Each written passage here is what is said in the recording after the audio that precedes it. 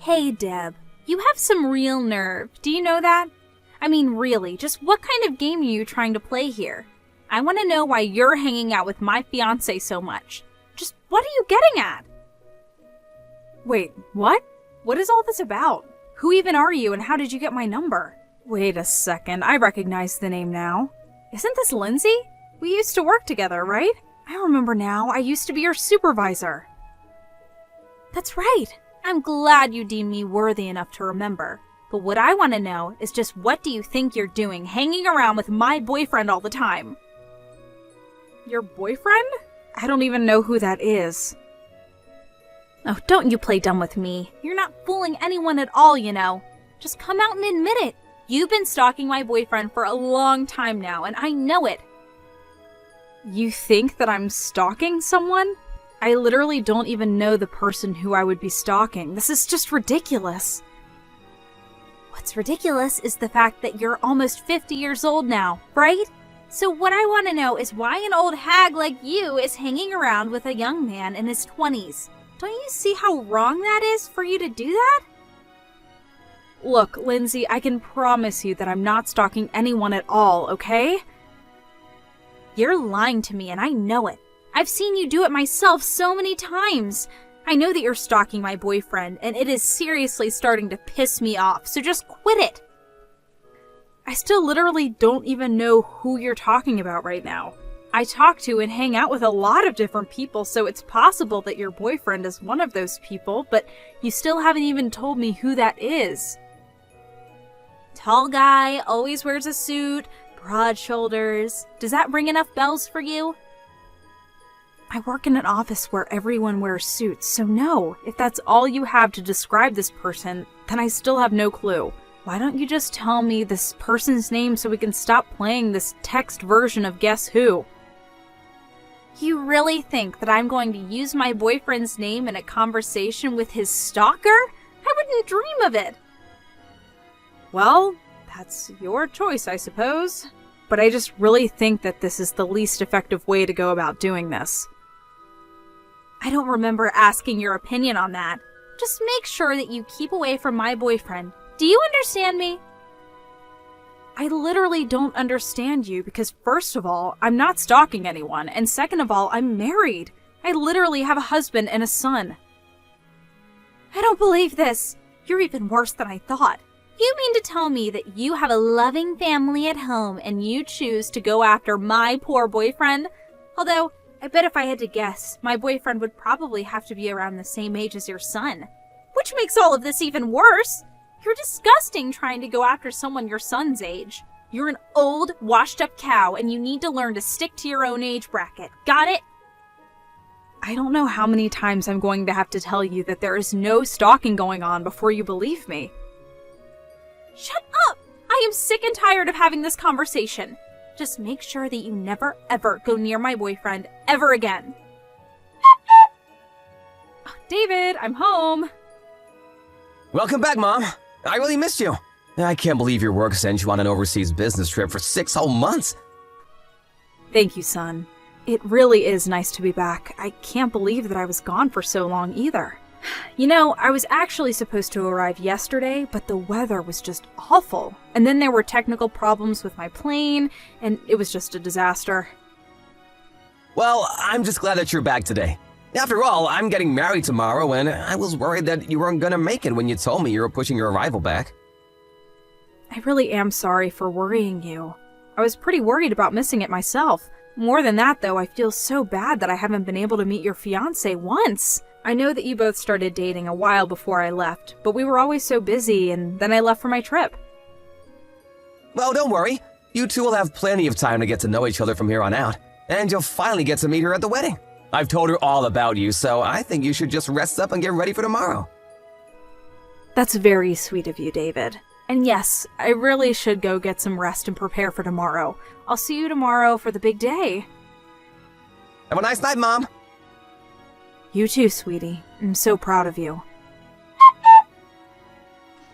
Okay, now you've really gone too far, Deb. Just what the heck do you think you're doing at my wedding right now, huh? I thought I told you to stay away from my boyfriend, so why are you here on my big day? Please don't tell me that the boyfriend you were telling me to stay away from back then is the same man that you're marrying now. Of course it is. David's my fiance, and by the end of the day, he'll be my husband. But before that can happen, I needed to make sure that you left so you didn't ruin the whole thing. I know that you were up to something. And is that really your excuse for what you did to me? The moment you saw my face, you grabbed me by the collar and dragged me out of the venue and threw me on the lawn. Then, when I tried to get back in, you told the staff to make sure that I didn't step a foot inside. Just what are you trying to pull with that, huh? What do you mean, what am I planning? My plan is to keep an old cradle robber like you out of my wedding so that I can marry my fiancé in peace. Be that as it may, I'm only here to watch my son get married. Well, you must have gotten the wrong place, because the only wedding happening here today is ours. That's exactly what I mean. This is the wedding that I'm trying to attend. Do you understand what I'm saying? I have no idea what you're saying. Maybe you're already getting Alzheimer's, you old hag. Let me spell this out for you then. David is my son. I am David's mother. Get it now? Wait, what do you mean by that? Okay, let's make this even simpler. My last name is Fairbanks, right? David's last name is Fairbanks. Are you starting to put it together now? I don't know if you just never picked up on that, or just didn't bother to even ask to see a picture of your own fiancé's mother. And I'm also sorry that as his mother, I didn't make more of an effort to meet you. You're not making any sense at all right now, Deb. I mean, just how can David be your son? I guess the ages would make sense for you to be his mom, but just because you have the same last name doesn't mean you two are related. Besides, I remember that in the office you used to go by Baker. Right. Well, that was my maiden name. Your maiden name? Are you kidding me? I guess I'll explain all this to you too. When I first started working for the company where you later joined, I was unmarried, and all the paperwork there had me under my maiden name. Apparently, it would have been a lot of paperwork and a big hassle to edit everything in the system, so I just told my boss to not worry about it and keep using my maiden name for simplicity's sake. I think that if you ask around where you work for other women who started single and got married on the job, you'll see that this isn't uncommon. No, that can't be right. You're just making up excuses and trying to confuse me, aren't you? You really think that I'm going to be fooled by some perverted grandma like you so easily? Sounds to me like you just don't want to admit that I'm really David's mother. Of course I don't want to admit that, because it's simply not true. David told me that his mom manages her own company that deals with overseas trade. Basically, she's the total opposite of the sad, pathetic stalker that you are. She's actually done something with her life and owns her own company. She even went on a business trip for 6 months in another country. I doubt you've ever done anything like that in your life. And today is going to be the first day that I meet her. Well, you were mostly correct about everything that you just said. You mean like the part about you being a pathetic stalker? I'm well aware. Anyways, why don't you go ahead and tell David that his mother has gone home? Wait, what do you mean? Just tell him that you and I had a chance to meet and that I went home afterwards. I can't believe you're still trying to peddle this lie to me. Hey, Mom, where are you? I've been waiting around since early this morning to see you. I really want you to come and meet Lindsay before everything starts. Oh, we actually just met, dear. Didn't you hear from Lindsay? What do you mean, so you're here already? Well, about 20 minutes ago, I introduced myself, and she started screaming about how I was stalking you. Then she threw me out of the venue and prevented me from going back in. Just mention her old boss, Miss Baker. I'm sure she'll get the message.